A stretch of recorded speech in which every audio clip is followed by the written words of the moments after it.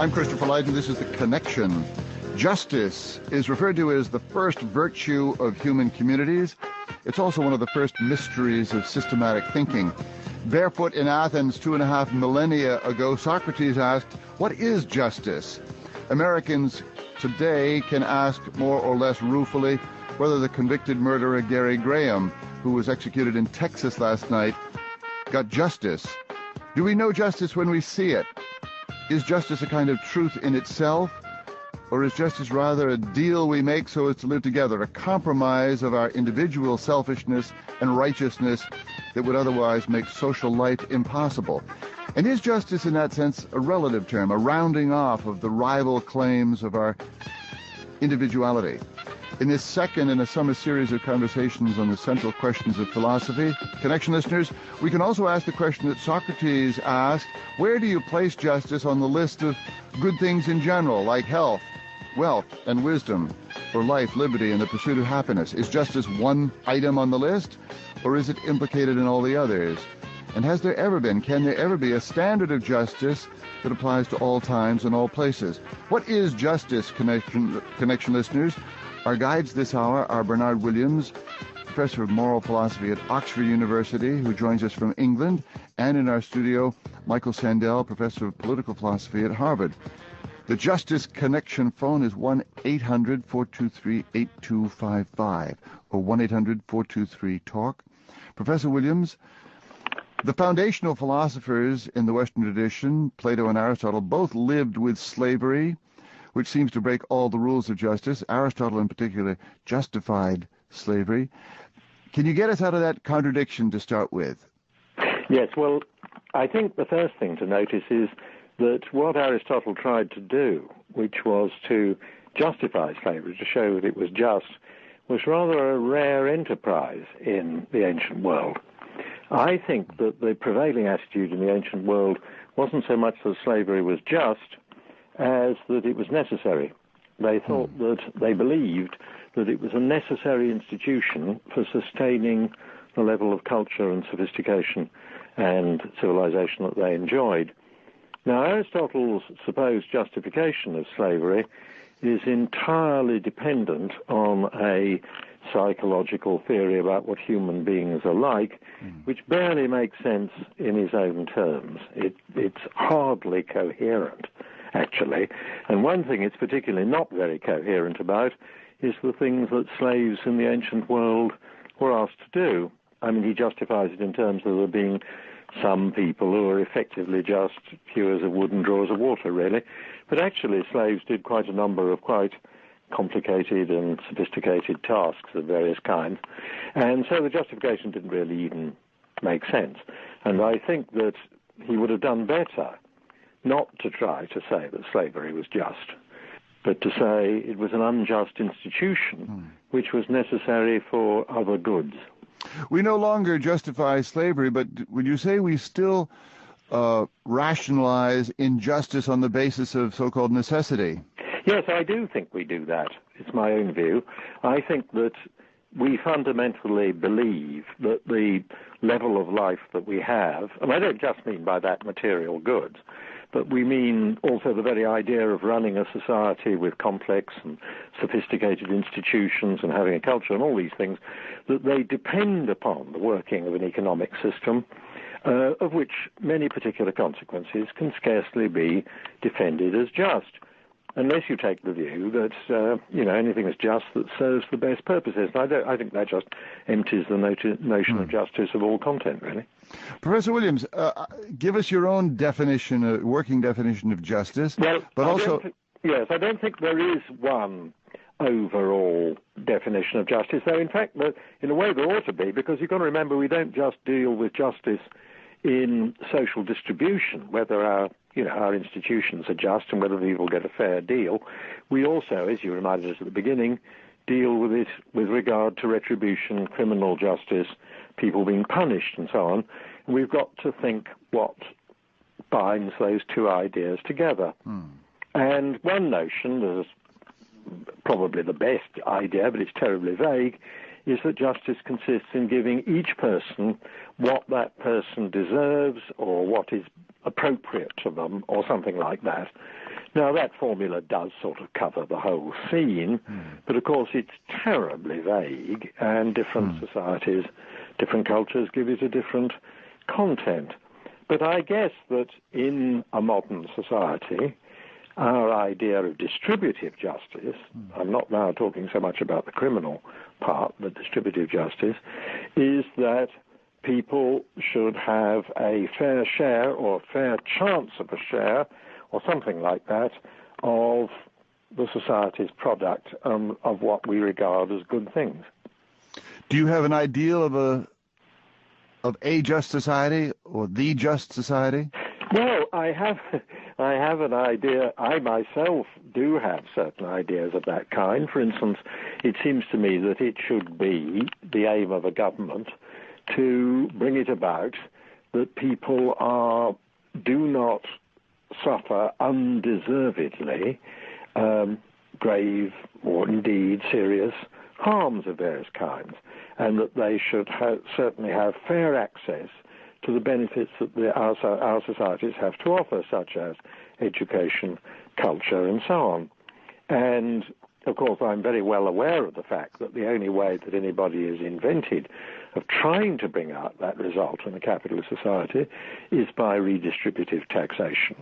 And, of course, we're living at a present time in which we find both that that's very unpopular, and, of course, there are a lot of beliefs that it's pretty ineffective, too. It doesn't always work. Michael Sandel in our studio in Boston. What's your approach to justice? Well, let me first say hello to Bernard, who is not only a friend but a philosopher whose work I've enormously admired for so long, as do really all philosophers. So it's a pleasure to be with you. Hello, Michael. Very nice to talk with you. So I would just really pick up on Bernard's general formulation that justice is a matter of giving people what they're due or what they deserve. And, of course, that raises the question, what do people deserve? And I think there are three basic ways that philosophers have answered that question. One of them is the idea of justice as fit. To take the example of slavery that we were just discussing, that slavery is just only if it fits the nature of the people who wind up being slaves. A second conception would be justice as utility, utility being the philosophy that says look to the greatest good for the greatest number. And on that theory, we treat justly with people when we treat them in a way or according to rules that serve the general welfare. And the third conception is justice as rights, or respect for rights of people to choose their values and ends for themselves. This is, if the idea of fit is more familiar among the ancient philosophers, the idea of justice as rights and respect for autonomy is more prominent among contemporary philosophers. But I think these are three different ways that philosophers have carved up the terrain of justice. And just to take the example of slavery, on the first one, slavery is only just if it fits the nature of the people who are slaves. On the second one, justice is utility. Slavery is just only if it turns out that the balance of welfare is served by having some who are slaves and some who are free. And if it turns out slavery causes too much suffering, then utilitarianism would condemn it. And finally, on the third idea, the more familiar contemporary idea, the injustice of slavery would consist in the fact that it coerces people, that it violates people's rights to choose their roles for themselves. This is a different way of condemning slavery from the ancient way to which Bernard alluded, which would depend on showing that slavery actually doesn't fit human nature. Well, we like the idea of justice as an individual right, partly because it makes certain sort of horrors like slavery impossible, but then it also suggests that individual rights could override the social good even in a crunch, right? And yeah. I mean, if I have a right to 3 square meals a day, it should mean I get them whether the society can afford them or not. Yes, or whether I have to take them from somebody else. Or yes, and if you really want to put the rights approach to the test, you could imagine an example, classic example of of a bomb having been planted under Manhattan, let's say, a terrorist. You have a suspect you strongly believe, have good reason to believe that this suspect is the terrorist who knows where the bomb is planted. It will go off in 5 minutes and destroy all of Manhattan unless you find it. Is it just to torture that terrorist suspect to find out the location of the bomb? From the standpoint of rights, obviously not. There's been no due process. It's a violation of individual rights to do so. But doesn't utility argue that maybe in that kind of case, rights should give way and the torture would be justified? That's the puzzle, anyhow, that brings out that clash. Can I put in a remark? Bernard Williams, please. Here, Michael. I agree with a lot of what Michael Sandel just said. I don't believe that there is a concept of justice which consists simply in utility. I think that what Michael said last, namely that notions of rights and also related notions of justice stand against the mere balance of utility, must be right, must be correct. I don't think straight utilitarians, people who believe simply in maximizing welfare, have a need or much of a place in the notion of justice. And in fact, in the terrorist case, my own view is that it's not described as whether it would be just to do it. The question is whether in that emergency case, justice is overridden by utility. That seems to be a possibility. But of course, what we're often dealing with is something different, which really is about what's just in terms of a conflict of rights. Because, of course, if people say, on the one hand, that people have a right to 3 square meals a day, and that involves taxing people, then those who are resistant for taxation will say, well, earners have a right to keep their money. In that case, these other people can't have a right to 3 square meals a day. It may be a nice idea for them to have it, but they haven't got a right to it. That's what they'll say. That's how the dispute about justice will go on in terms of how does a conflict of rights work out and who has a right to what. Go back to the claims of justice itself. For example, in the war around Bosnia, for example, nobody really thought that peace was just, but everybody thought peace was better than war or continuation of the killing. How often, Professor Williams, do we want to rise above the claims of justice? Oh, well, actually, I think that we do have to do that. I think we do that with regard to notions of economic necessity, though it's been a great aspiration of liberal societies to try to make their fundamental institutions just. And to go back to what Michael Sandel was saying, there's then a question about whether we can explain that entirely in terms of rights, which tends to be an American approach, or whether we need other notions as well. But actually, in the matter of warfare, I think one of the reasons why we think we should get involved in some such war, such as the Bosnian, is for 2 reasons. That we think that a state or a group are behaving unjustly in an international sense. That is, that there is an unjust aggression going on because countries or tribes of people can perform injustice as well as individuals. And secondly, because we think the state of war leads to huge injustices to individuals, and we're trying to stop them in trying to stop a war. I think that Michael Sandel. I agree very much that justice is not the only value, and sometimes it has to compete with other principles. If I could just go back quickly to the issue of utilitarian accounts of justice, I agree very much with Bernard Williams that those accounts are unpersuasive, that they fail. I was simply trying to identify a familiar current. John Stuart Mill, for example, in his book Utilitarianism, tries to argue against the idea that utilitarians can't account for justice. I don't think those arguments work, so I agree very much with Bernard.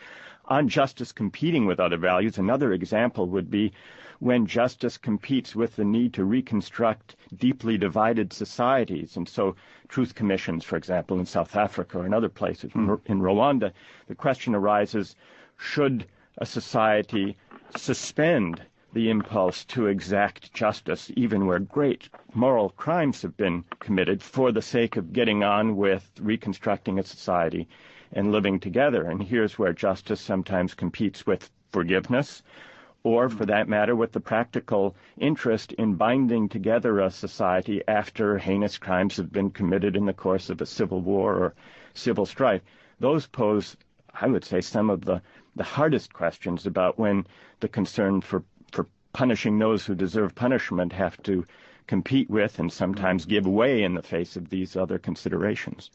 Could I just say, Plato writes about justice in the Republic, in lots of it, and in the Socratic dialogues. I must say, one's head swims after a while. I mean, you don't know. It's a very slippery concept, and particularly as to whether it is a thing in itself, or whether it just represents this kind of suspension of claims. I mean, should we suspend claims and learn to live with each other, Michael, or should we pursue justice unto bloodshed, unto the last gasp, so to speak? But I mean, Socrates asks his friends, compare it to health, for example, or compare it to well-being or pleasure. What are our synonyms for justice, Professor Williams? What kind of a thing is this? Well, I think that Plato did two things which we've got to bear in mind. One is that the word which he used, which is translated as justice, I think it's fair to say he hijacked it. He hijacked it to make it into the supreme virtue, both of states and individuals. And one of the consequences of his treatment is that it's pretty difficult to tell the difference between justice on the one hand and the other virtues on the other by the time he's finished, because he makes it cover such a wide ground. And that's certainly different from an approach in which the claims of justice, as Michael Sandel said, are one claim among others, they're a very important one. The second thing he did was that he wanted to give an account of justice which would apply both to states and to individuals. And that's absolutely central to his enterprise. He thought that what justice was in a society and what it was in a person was very strongly analogous. Now, we don't, on the whole, tend to believe that. We think that what we're saying when we say that a certain society is just is something really rather different from what we're saying about an individual person, because it's a question about how the state is organized, what sort of institutions it has, and so on. Whereas concerning an individual, we're talking about that person's willingness to obey to go by certain rules, and so on. Go ahead, Michael Sandel. Oh, no, I was just going to say, I mean, there's also this sense in which we fear justice. We fear a just God. It reminds me of the man facing the photographer who said, I don't want justice, I want mercy. Sure. I mean, what? Sure. That's absolutely right. I mean, if, in the famous words of the poet, if everybody got justice, who would escape whipping? And yeah, exactly. Very important part of many religions, that in the end, justice in the sense of simply return for what you have done has to be transcended. But that's maybe a business for God. It's not a business for, or not always at any rate, a business for people's institutions. Michael Because you Sandel. can't suddenly have a judge in a court who says, well, I think you deserve to go to prison for 30 years, but as a matter of fact, I'm feeling pretty merciful and you seem rather a sad case, I'll let you off. You can't do that. Michael Sandel. Here, I have a question I would like to throw out, and Bernard, and see how you would respond to this thought. The idea of fit, in many ways, the one that goes with the ancient world with Plato and Aristotle, is anathema to us moderns because we don't like the idea that nature designs certain roles or purposes and ends that we're bound to adhere to. Right. And so that's lately a not very popular idea because we moderns believe in freedom, so we want theories of justice that don't depend on fit. But it seems to me that and I'd be interested to see if I could pin you down on this, can we do all together with the idea of fit, even though it has that defect? I think that I agree with what I think you're saying, Michael, namely that the notion that we have thrown out on the whole is the idea that there are distinctions between groups of human beings as such, particularly between human beings, between, say, male and female, or between black and white, or barbarians and Greeks, and so on and so forth. We have thrown out the notion that there are distinctions which can ground what is fitting for each in that sense. That's absolutely true. We have not thrown out the notion that some conduct and institutions are appropriate to some people in virtue of those people's characteristics, and not appropriate to other people because of their characteristics. Nor do we have the idea, which is sometimes claimed by liberals, that the only way in which any given treatment is appropriate to an individual is because of that individual's voluntary behavior. Right. We don't believe that. We think, for instance, just turn it round. We now think that certain institutions and arrangements are appropriate, for instance, to gay people, which are gay people denied before, and we just think that's right in virtue of their equality with other human beings and their characteristic of being gay. One example that comes to mind, and I agree with what Bernard has said, is the debate about affirmative action, say, in admissions to colleges and universities. There is one approach that would say we can decide that question based on our view of equality. And those who are against affirmative action say it's not giving everyone an equal chance to count race or gender, let's say, whereas others, defenders of affirmative action, might say, no, if you really believe in equality, then you will want a diverse student body. But it seems to me that those debates about affirmative action really are depend on one's view about what the proper purpose or end of a college or university is, and the qualities that are relevant to that purpose or end are the ones that can be counted in admissions decisions. And if that's true, then we're back to the idea of fitting those qualities to the purposes and ends, which are not any longer just read out from nature, but are the purposes and ends that we can argue are more or less appropriate, fitting to the practice of, say, higher education. Justice at this point requires callers, 1-800-423-8255. In the second hour of our summer course on Western philosophy, we're talking about justice this hour with Bernard Williams in Oxford and Michael Sandel in our studio in Boston. The phone's 1-800-423-8255. Billy is calling from Virginia Beach, Virginia. Hello, how are you? Welcome, Billy. Good. I'm an attorney in Virginia Beach. I was interested in the comment that someone wasn't interested in justice, they just want mercy, because we frequently tell our young lawyers, never ask a jury for justice because you're very likely to get it.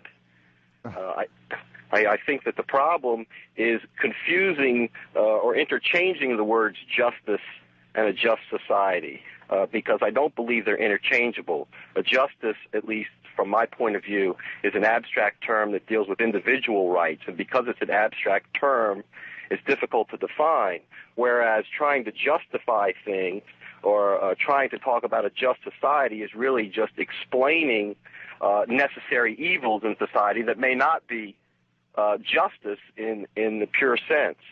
The example of the affirmative action, for example, clearly is just something to justify or to talk about what is just based upon past indiscretions.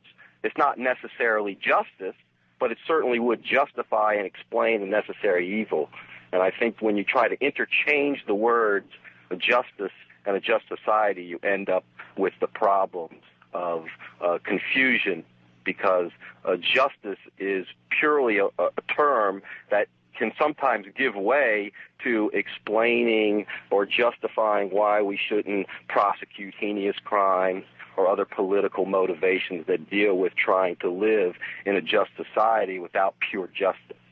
Michael Sandel. I'm not sure I would separate a just society from justice to individuals quite as sharply as the caller would, but I do think that that he has a point there. If we think, for example, about the operation of a market economy, it produces certain distribution of income and wealth, and it's a question of justice whether that distribution should be reorganized by the society or left to lie as it falls.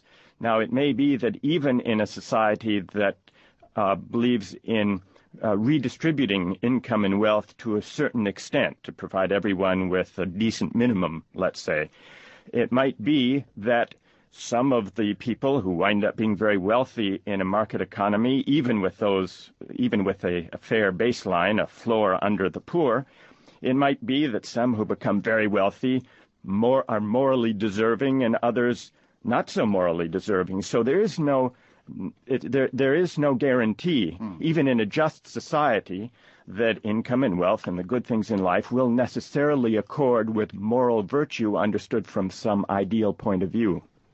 Professor Williams, do you want to make a connection or disconnection between the just society and those individual claims to justice?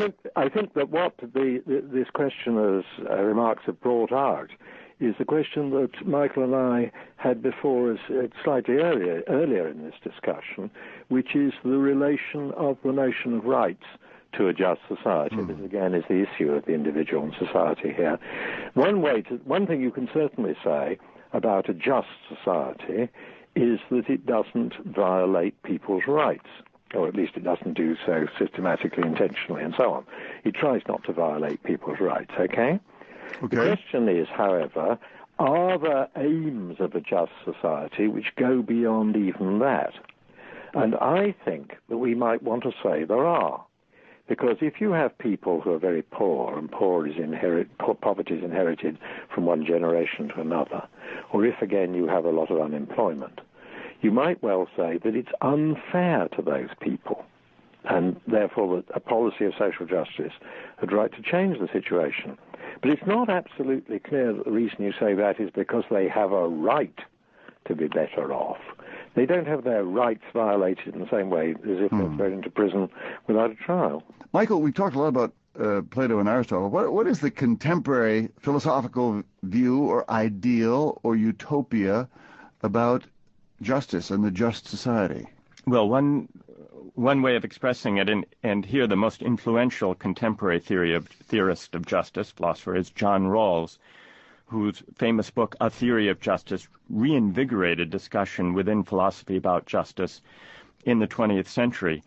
And his basic idea is that a just society is one that respects people's rights to choose their own ends and values for themselves, so long as they don't infringe other people's rights to do the same. That's what it amounts to. It's a very familiar and powerful idea of justice in contemporary society. It places a great emphasis on rights, and it also departs from the ancient understandings of justice of Plato and Aristotle in this respect. The idea is not to fit people's identities to certain roles given by nature. It's to respect the fact that we are free and independent selves capable of choosing our end for ourselves. So the basic framework of a just society doesn't take sides in debates about religion or in debates about what is the best life to live. The ancients, Plato and Aristotle, took it for granted that you couldn't even begin to talk about justice or the just society or a just constitution without first inquiring into the best way of living for a person.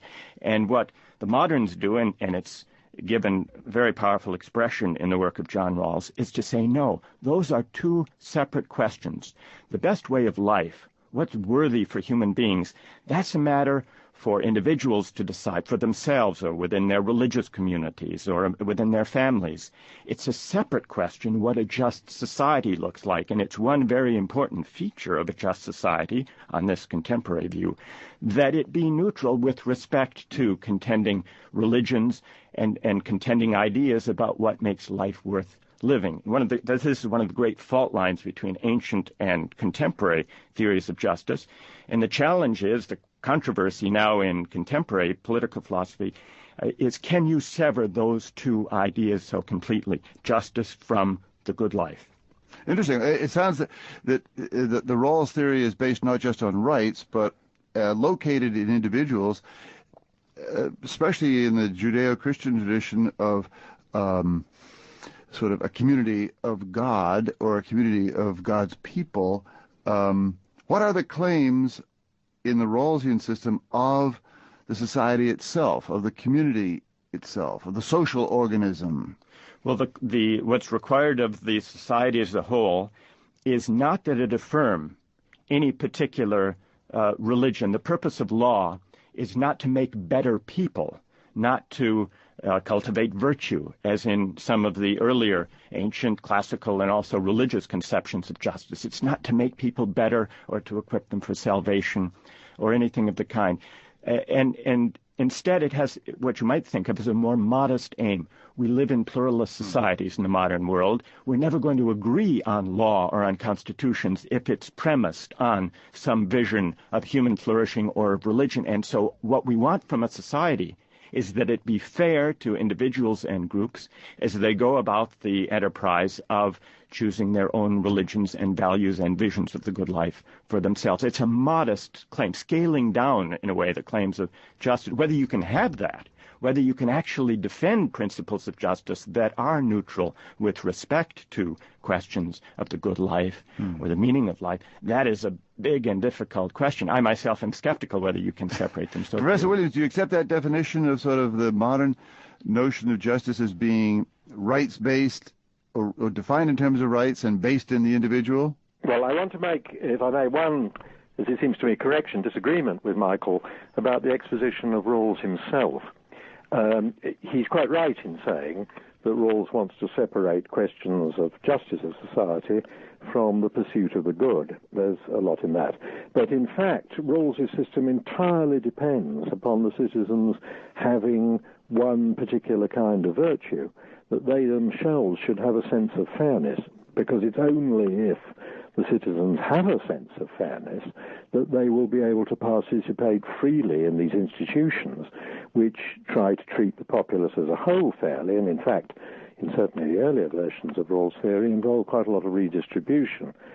Now, my own view, I agree that Rawls overdoes the distinction between the good and the right in that sense, but actually I think that he curiously shares a property with traditional political philosophy, that it isn't political enough.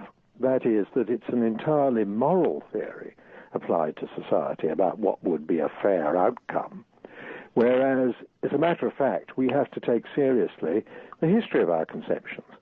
Now, I do think that a strong respect for rights, for individuals, and for freedom of people to determine the value of their lives is an inescapable requirement of a free community and a just community in the modern world. But I think that that's partly due to features of the modern world. It's due to the results of the Enlightenment and the revolutions that went with it.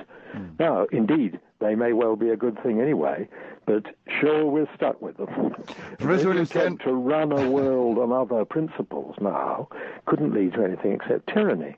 So Rawls correctly articulates, up to a point, principles which are those of the modern world, as it seems to me. Stand by for callers, 1-800-423-8255. The Justice Connection.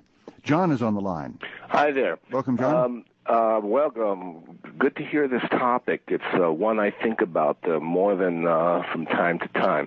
It seems to me that justice, the concept of it it's subsumed under a much larger heading and title, and that is, what is reality?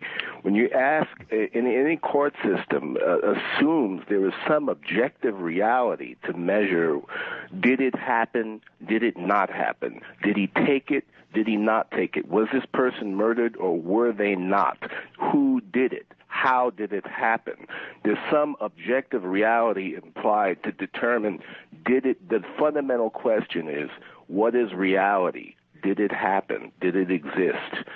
And just as they say, all politics are local, I think all justice is primarily an individual, between individuals. Who took Tommy's baseball glove? Did you take it? You have to pay back. You have to make restitution. There's the questions that are asked are very simple questions, basically. What are we? What are rights? Those are the trial questions. Are those the philosophical questions? Well, it is very important to determine the facts in order to do justice, but it's not enough to determine the facts, because knowing that one person killed another person, establishing that in a court, leaves open the moral question about the degree of culpability and therefore what the appropriate punishment is. So you can take the example of two would-be assassins, one who succeeds and the other who tries but pulls the trigger but the gun doesn't work. They both intended the same outcome, though one produced it and the other didn't. So from the standpoint of the facts, one is guilty, the other is innocent, and yet we do punish, though not as severely, the would-be assassin, even though the murder didn't occur. Depends also on what state he's tried in. He may get hung in one and given a life sentence in the next. 1-800-423-8255 makes the justice connection. Imran is on the line. Hi. I just want to kind of, remind viewers, from Bernard Lewis a couple nights ago, who said that the assumption that perhaps our form of governance such as democracy, is the right one is kind of ludicrous. And it was in the context of comparing Islamic societies. And what I want to bring out is the idea that just even recently in Nigeria, where you had, a city elect to have Sharia law, I guess much to the consternation of some of the Christian communities, kind of raises the idea that, justice is relative depending on what standard you choose to adopt. And I think, one thing that I've always kind of thought an interesting point that comes out every once in a while in different media is the idea of the fundamental or the Islamic State, which gets equated with the fundamentalist state. But I think truly, in the true Islamic spirit of peace and tolerance, the idea of Sharia is really one which tries to create equity in society. And there is this notion called dhimmi, which is, I guess, translates into the protected class, which is supposed to be a duty owed to minority classes. Typically, it has been Christians or Jews in the Muslim state. And the fact that Muslims, in order to be better people, actually, in that practice, would owe a greater duty to protect the minority status. And I think... Imran, what's the question here about justice? Well, the point is that, justice is really kind of a relative term, and the fact that you owe duty to another person kind of raises the issue of what kind of justice is meted out to that person, or how do you mete out justice in that context.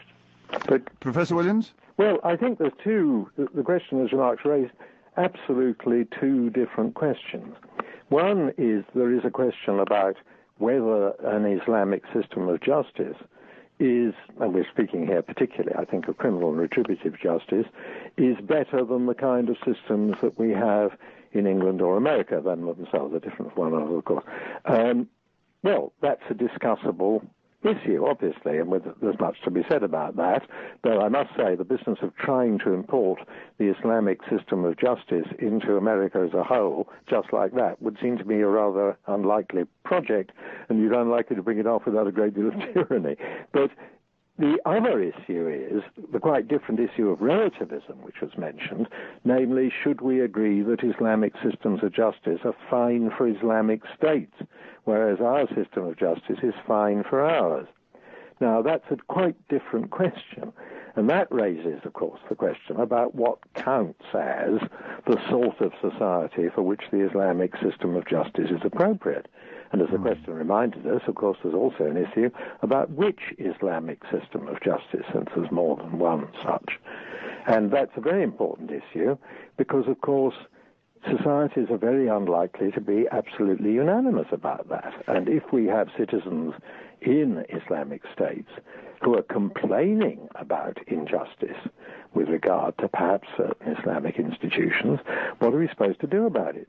Are we supposed to say, we do not listen to you, we do not hear you, we do not have anything to say about it because you live in an Islamic state? That seems to leave out the point that Islamic states' citizens can disagree with one another just as they can disagree with one another in the United States. Michael Sandel. The caller's question about the religious law being installed as the law of a state brings us back in a way to the question about the way in which different religious traditions have understood justice in civil society as inseparable from the question of morality and religion. So the general category of such systems, be they Jewish law, Islamic law, Christian law, they don't seem to work very well for pluralist societies where people disagree, and it is, and that's what gives rise to the ambition in contemporary political theory, as we were discussing before, to have law not take sides. It's true, as Bernard Williams said before,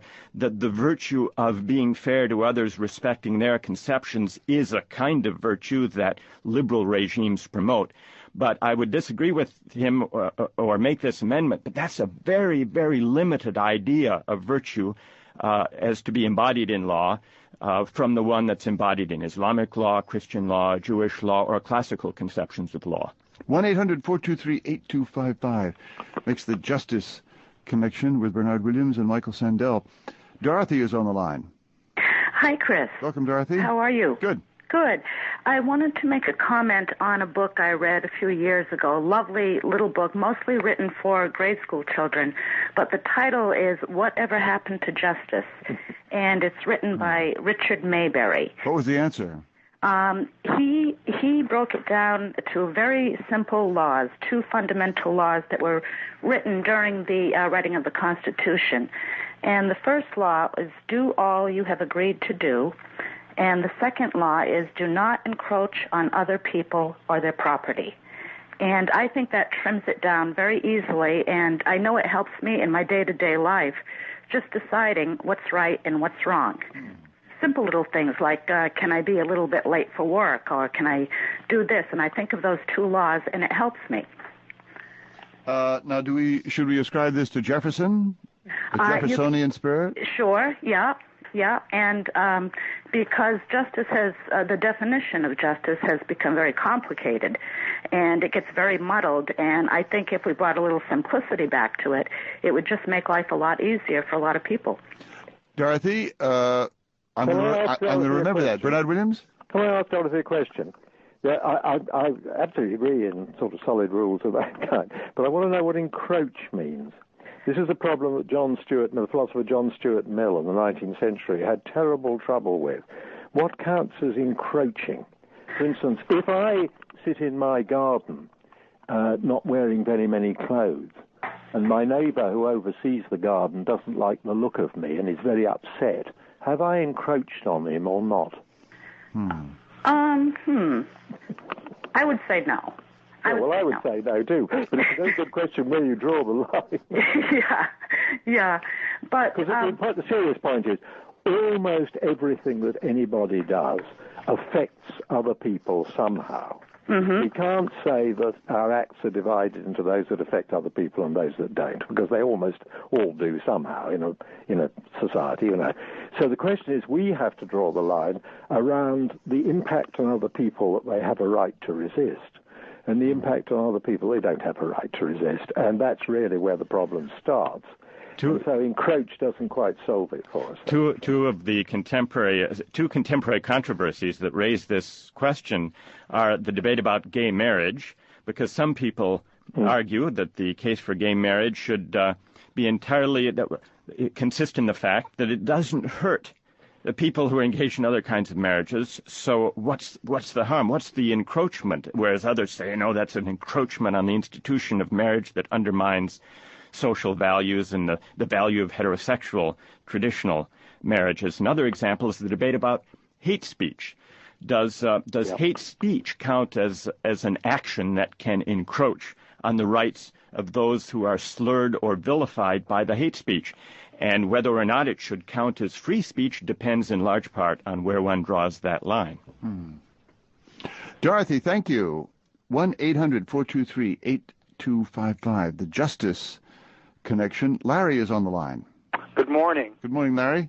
I have a comment. I think the show Survivor, which is on one of the major channels and is drawing a lot of interest across the country, is a very dangerous program, and I think it's interesting that the major networks would sponsor such a show.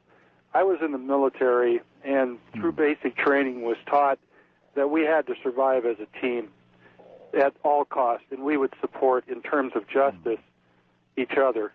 And that show is very, very interesting. I'd like your insight as to that show. Thank you. Yeah, this is the show that's referred to as where Lord of the Flies meets Real World. or Gilligan's Island or something. Larry, I can't profess to know the show Survivor. Do you, Michael? I don't know it at all, but it does bring to mind a different actual case of a law case involving survivors, the lifeboat case, which raises some of the questions of justice that we've been discussing about. 4 people stuck on a lifeboat at sea. They're starving. They have no food. The only way they can survive is to kill the cabin boy and eat him, which they did. This is a real-life case of survivors. I suppose if the networks knew about it, they might try to replicate it and put it on television, and it would gain great ratings.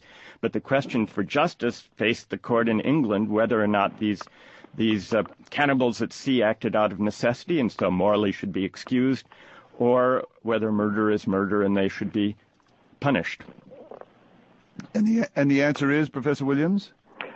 My view is that murder is murder and they shouldn't be punished. And they shouldn't be punished. That is, there's a case in which they're convicted of murder, but the duress is such that the penalty should be of a more nominal character. I mean, mercy should be extended to them. Do you think it would make a good BBC television program, Bernard? But I guess in the Survivor Series, you can be thrown off the island for being boring or just for the ratings going down. This show, of course, is this American show. I mean, this is a sort of balloon game. It's a question of who you throw out and or something. We know all your shows. You should know ours, Professor Williams. I mean, I do. 1-800-423-8255. Matthew is on the line. Good morning, Chris. Morning, Matthew. It seems to me there are 2 different dimensions in what is being said this morning. One has to do with what is right and what is wrong, and that's really tough. But there's a structural element, too, to what is justice. And I think it does go back to Aristotle or earlier, and that is the simple proposition that justice means equal laws for equal deeds and different laws for different deeds. And I think that that's a principle which, although applied to individuals in most of our minds, is of very great importance in the coming 100 years in order to try to curb the excesses of states. There is a branch of law which applies this Aristotelian concept to individuals, whoever they are, heads of state or private persons. It's called universal jurisdiction. Yes. It's what got Senator Pinochet into trouble. And people who commit those specific crimes, slavery, piracy, torture, hostage-taking, and certain other crimes, are called hostis humani generis, enemies of all humanity. In other words, there we do have the notion of right and wrong, but it's based on norms that are almost universal. It seems to me that in the future, we need to get back to this old Aristotelian notion of equal laws for equal deeds and different laws for different deeds, so that when a nation misbehaves, it's not a nation, it's the leadership of the nation. To go to war causes enormous damage to everybody, propagates the hatreds, they continue. To hold the individual, the head of state, or those responsible as criminals who are responsible may be a slower remedy, but it's one we need to emphasize in the future. Matthew, you end the conversation on a high plane and a forward vision. I thank you. Michael Sandel, for joining us in the studio. Bernard Williams for joining us by phone from Oxford.